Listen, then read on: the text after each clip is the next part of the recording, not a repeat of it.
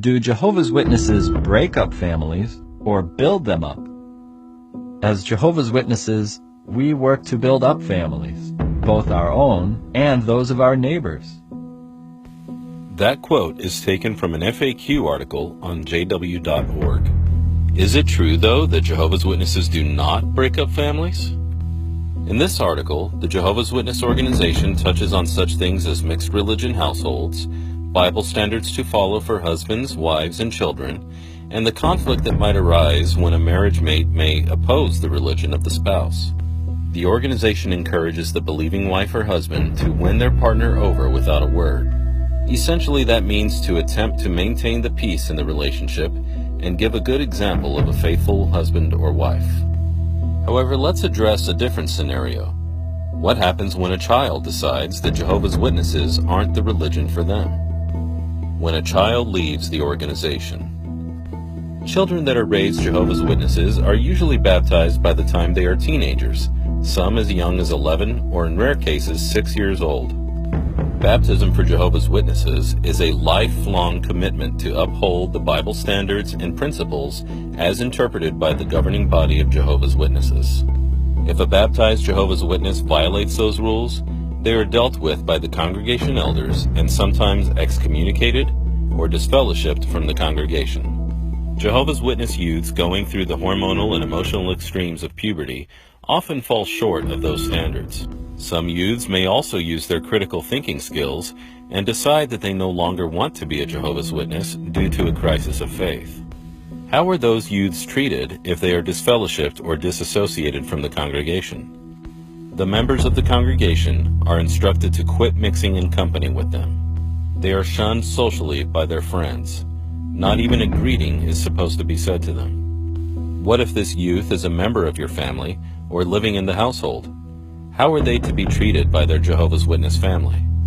Well, this past summer, the Jehovah's Witnesses released a how-to video showing an example of exactly how the organization expects parents to treat their children that are no longer Jehovah's Witnesses. Looking back, my parents tried hard to do the right thing, to do things Jehovah's way. But because I didn't have a hatred for what's bad, I couldn't see anything wrong with my choices. This eventually led me to do things I later regretted. I ended up getting disfellowshipped. Sonia Erickson has been disfellowshipped. It crushed my whole family. Okay, to continue the meeting, we may remember last month's. Later, my father explained to me that I couldn't remain in the home because I refused to change my lifestyle. He told me I was having a negative effect on my younger brother and sister. And I'm out of this house.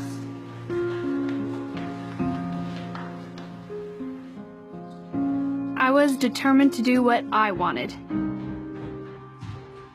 When I left home that day, all I could think about was Eric.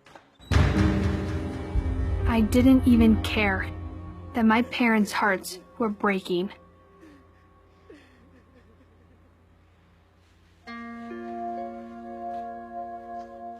I didn't think about the devastation and disappointment that I had caused them. I blamed my parents for my situation. I even blamed Jehovah. My family missed me so much, even after all I had done.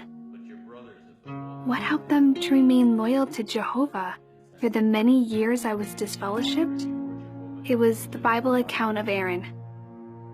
Jehovah directly judged 2 of Aaron's sons and put them to death. In this case, Jehovah asked Aaron and his family not to mourn, in order to show the entire nation that they supported Jehovah's judgment. Mom and Dad saw that they needed to be loyal, just like Aaron.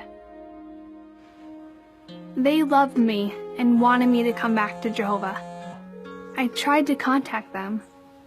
I just wanted to talk and to hear their voice. I missed being with my family. And they thought about reaching out to me.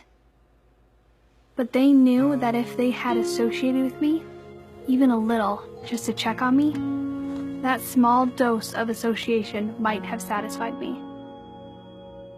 It could have made me think that there was no need to return to Jehovah. We aren't told in the video what the girl did, but there was a boy involved, so we are led to believe it was something very naughty. The parents give their daughter disapproving looks during her public humiliation, kick their daughter out of their home, cut off contact with her, and ignore her calls. They are strengthened by a biblical example of a Bible character who, when his sons were executed, was instructed not to express his sorrow for the loss of his children. Then, the parents are portrayed as a good example. Due to their shunning, their daughter is said to have returned to the Jehovah's Witnesses. Finally, and perhaps most reprehensible of all, the daughter is shown blaming herself for the emotional abuse and manipulation her family is inflicting upon her. Here, in a concise, easy-to-follow example, Jehovah's Witnesses have shown that they do indeed break up families. Tens of thousands, perhaps hundreds of thousands of former Jehovah's Witnesses in the United States and abroad are experiencing this emotional blackmail that Jehovah's Witnesses call a loving arrangement. This practice of shunning former members of the religion is emotional abuse and emotional blackmail, and the organization is proud of it. They make no apologies. They think it is their right to inflict this treatment upon others. However, many people would call this treatment a human rights violation. I encourage you, however, to come to your own conclusion. Do Jehovah's Witnesses, in your opinion, break up families, or do they build them up? I'm Capitan signing off, and if you like this video, subscribe now for more.